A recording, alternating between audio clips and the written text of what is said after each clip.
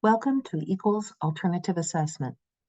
This shortcut to placement of students in Equals is meant to be used when teachers know their students' current math knowledge, or when a quick placement is preferred to begin math instruction as soon as possible. When there is more time to assess, the Equals assessment can then be used to confirm placement or adjust it. As you begin thinking about placing students within the Equals Math curriculum, it is important to understand how the lesson objectives are organized. When looking at the Equals lesson objectives from chapters 1 through 10, you'll notice the focus is on 6 math content areas. Let's start with the 5 content areas shown in purple: numbers and operations, algebra, geometry, measurement, and data analysis and probability. These were the content areas used when creating Equals Math curriculum and the original starting point when state standards were first written. These content areas are interrelated, yet have their own unique traits. Within the Equals curriculum, you will notice that these content areas are not taught in isolation, but rather are spread throughout the chapters. Students then have the opportunity to strengthen their knowledge and recognize how these content areas are linked to the system of numbers. It is not possible to learn how to measure, tell time, understand money, compare shapes, find an unknown in an equation, or build a graph without knowledge about the system of numbers. The last area you see in orange is attending and exploring. This was added specifically for those students who have little or no math knowledge, or for students who are just starting school. For example, the very first lesson in Equals is student will attend to math instruction, and then student will touch or tolerate touch of math manipulatives. Students who begin with the first lesson will continue in Equals, moving forward with each lesson in order. The goal is to provide students a solid foundation to begin building and developing their math knowledge. As students learn and understand these concepts, they apply what they are learning and connect it to later lessons. We all learn by connecting new information to what we know. Attending and exploring is the first step, and the students placed here begin math instruction by connecting math to what they know about their world. If you have students who are at this level of math knowledge, it is recommended for them to begin in Chapter 1. To get an idea of the progression of learning from lesson to lesson, here is an example of a sequence of connected lesson objectives that lead to supporting students' understanding of other math concepts. In this example, the lesson that teaches this concept is present in Chapter 5. Student will combine 4 quarters to make a dollar. The skills and concepts that support an understanding of combine 4 quarters to make a dollar in a meaningful and functional way begin in Chapter 1 by naming shapes and counting with one-to-one correspondence. In Chapter 2, students use what they learned about shapes and learn how to separate a shape into 2 equal parts that together make the whole shape. Students learn to count the number list to 10 and count amounts from 1 to 10. In Chapter 3, students connect what they know about decomposing a whole amount into 2 parts, or 2 halves of a whole, as well as identifying a dollar and counting amounts to 20. In Chapter 4, students continue to learn about parts and whole in that a shape can be decomposed into 4 equal parts or quarters of a whole. Students' knowledge of the number list now extends to 50. Finally, in Chapter 5, students count to 100 and begin to name coins and their amounts. They apply what they know about the vocabulary word quarter from the previous chapter and apply it to the concept combine 4 quarters to make a dollar. Learning skills in a connective way support students when they are asked to demonstrate an understanding of the next level of math knowledge. As you begin to place your students within Equals, take time to consider the connective threads present from Chapter 1 to Chapter 10, as this is one of the most important student supports found within Equals curriculum. Building learning over time by continuing to link new math knowledge to what students know. Thinking about math instruction this way makes it no longer okay to teach money skills in isolation. Money is taught in isolation, as often happens when the focus in math class as strictly functional skills. Doing so leaves out important language and understanding about the system of numbers that supports and connects to all other related math content, such as the base 10 number system, on which our money is based, and the connections to place value when understanding larger amounts. Math education has, for a very long time, focused on teaching students procedural knowledge while neglecting conceptual knowledge. Most of us have been taught the procedure for completing a math problem, such as this. Until recently, we didn't spend too much time teaching students math concepts, for example, division, in a meaningful way, such as this.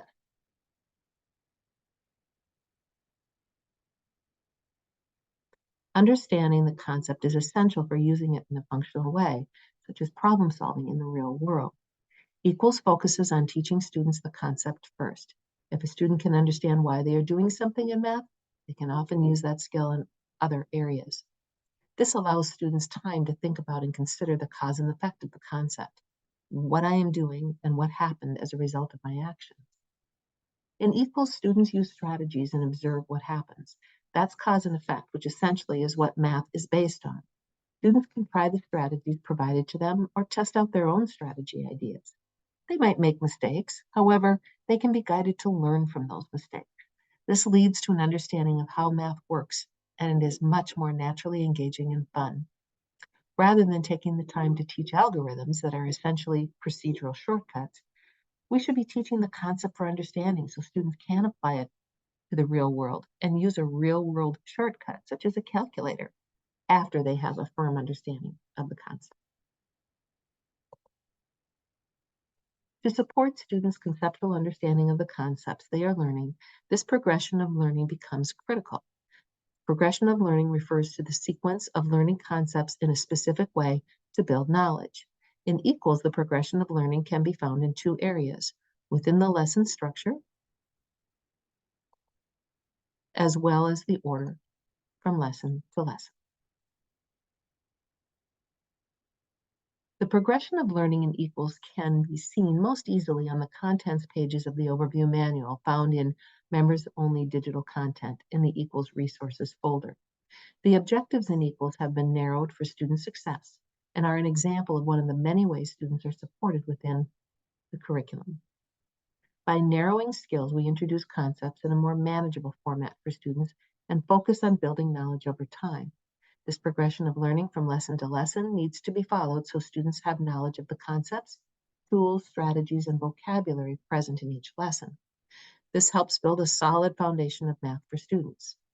You can see in the example on the screen how students first demonstrate counting with one-to-one correspondence, sets of 1 and 2, then construct sets of 1 and 2, followed by matching sets of 3 and 4, counting sets of 3 and 4, and constructing sets of 3 and 4.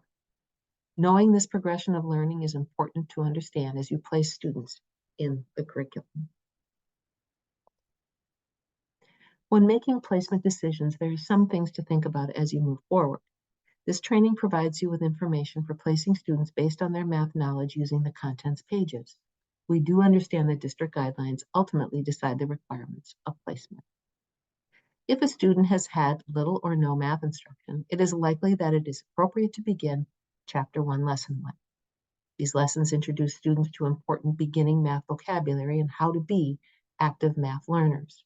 Students are introduced to vocabulary such as look and touch and begin to learn about simple patterns in algebra, followed by early introductions to all math content areas. If Chapter 1 is not an appropriate placement, consult the contents pages of the Equals Overview Manual. Review the lesson objectives from Chapter 1 through Chapter 10. Based on your knowledge of each student's understanding of math concepts, use the contents pages to locate the best starting place. Determine if your student is demonstrating understanding of the skills and vocabulary in the order of the objectives. Choose a reasonable starting point based on your recent observations and knowledge of your student. Remember, you want to make sure the placement is sound as the lesson order is based on students learning prerequisite concepts in preparation for future lessons. When a placement is chosen, consider starting a lesson or two earlier than the chosen start point to help students ease into the lessons and experience some success. This is the process we will cover during this training today. To place students using our alternative method, we recommend using what you know about your students' math knowledge and the sequence of lesson objectives found within the overview manual.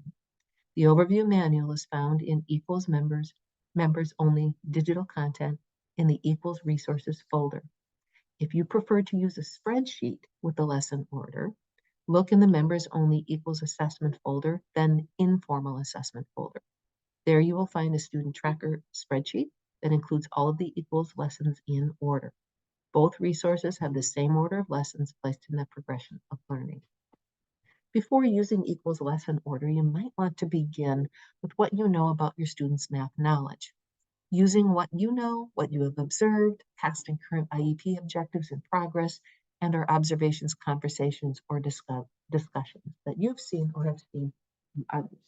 To get a general idea of your students' math knowledge, consider the following skills when placing: counting in number order, counting a set with one-to-one correspondence, counting to a given amount with one-to-one correspondence, numeral identification, ordering and comparing amounts using terms more, less, and equal, shape and color identification, knowledge of attributes in sorting, for example, sorting by color, size, shape, category, making, duplicating, and extending patterns, creating graphs and making comparisons, object graphs, pictographs, bar graphs, line plot graphs, and line graphs, knowledge of the 4 operations in single and multiple digits in a variety of problem types.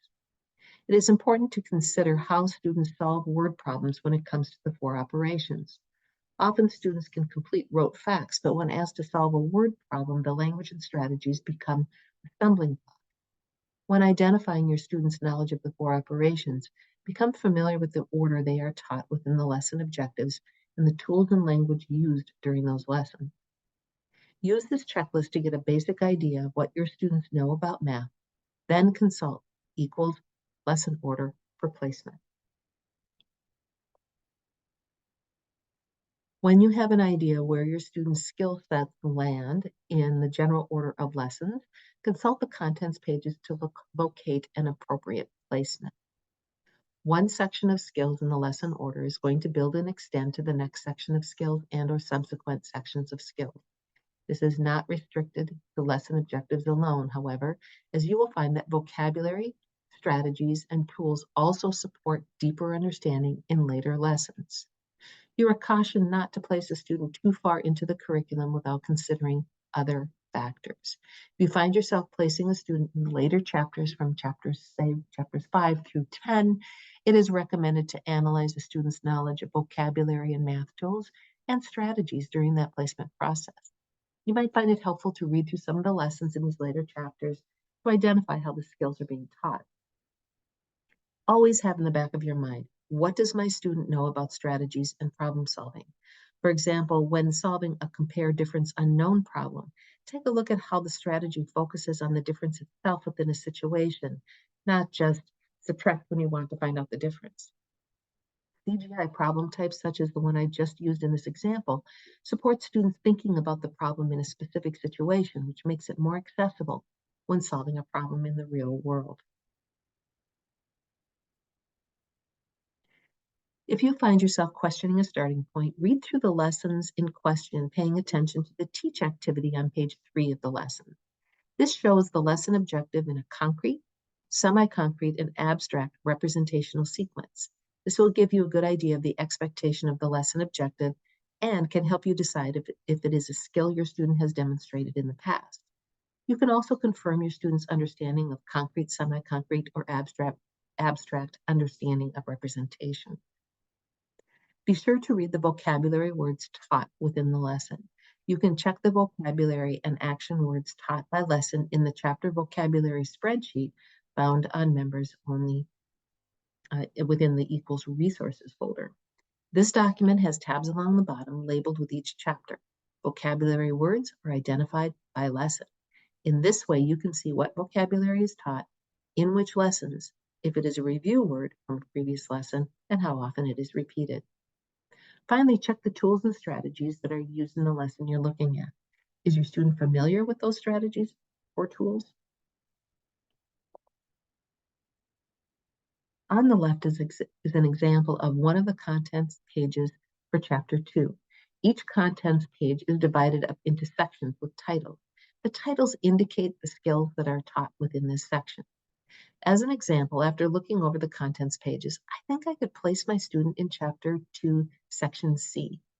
Before I begin teaching any lessons, I will want to first look over the previous 2 sections to make sure my student does indeed have the skills needed to begin in this section. I can also identify any specific skill I feel like I would need to review first before starting this section to confirm what my students know. For example, Section C is about graphing amounts to compare. I would want to review counting to 10, constructing a set to 5, and identify sets that are equal before beginning the lessons in Chapter 2, Section C. After you identify the section and prerequisite skills you may want to review, you can then reference the chapter vocabulary and action words by lesson, as you see on the right, to find out if there are specific vocabulary words you feel your student may need to be taught prior to teaching the lessons in the section. Another option is to decide to place a student or a group of students at the start of a chapter, knowing that equals is a new curriculum for them, which means the materials and vocabulary are most likely new to them as well. Sometimes starting with familiar content is also helpful when beginning a new curriculum, as it allows students and teachers an opportunity to ease into the lessons while becoming familiar with all of the supports and structure provided. Once you have an idea of where each student will be placed within equals, you can begin to group students with similar math knowledge. Review each student's set of skills and identify those students with the same or similar set of skills. Remember, grouping is a compromise. However, each equals lesson is written with many opportunities for learning in addition to the lesson objective, including vocabulary, action words, communicating about math, and problem solving, to name a few. Next, you will want to consider how many groups will be manageable for you during your math time. Equals is meant to be taught in a group setting. It is not recommended to teach equals math in a one-to-one setting. With that said, grouping students with similar math knowledge becomes important in creating 2 to 3 instructional groups to teach during your designated math time. When grouping students, it is not recommended to create instructional groups based on students' levels of differentiation. As a reminder, the groups should be based on students' current math knowledge and understanding.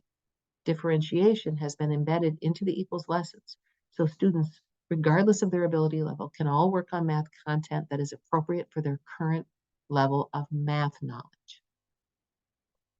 Compare each student's math skills to the lesson objectives found within the contents pages of the overview manual.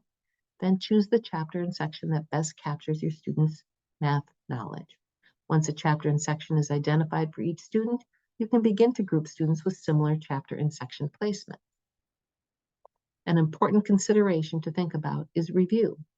Jumping back to past lessons to review concepts, vocabulary, and strategies at a simpler level is okay.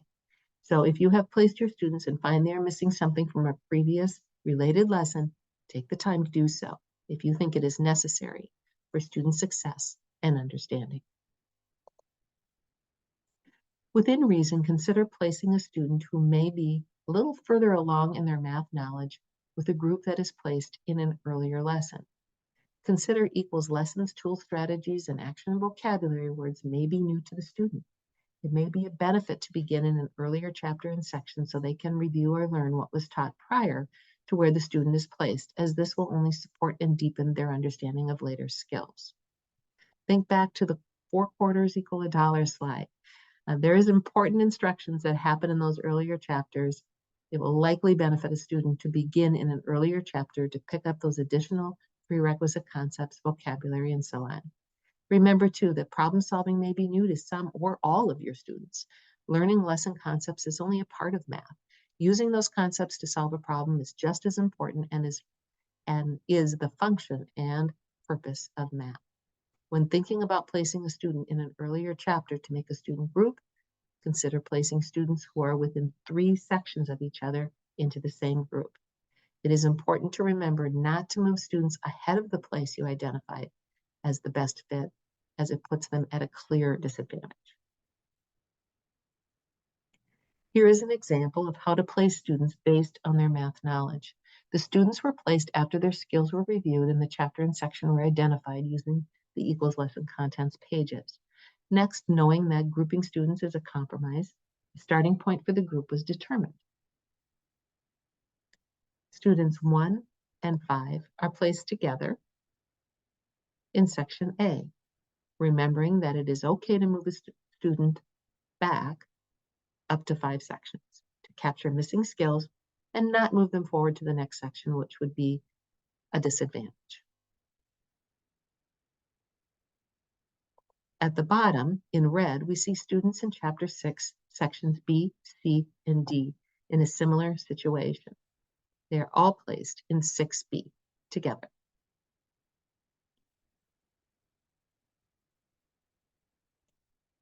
Let's take a closer look at Chapter 3.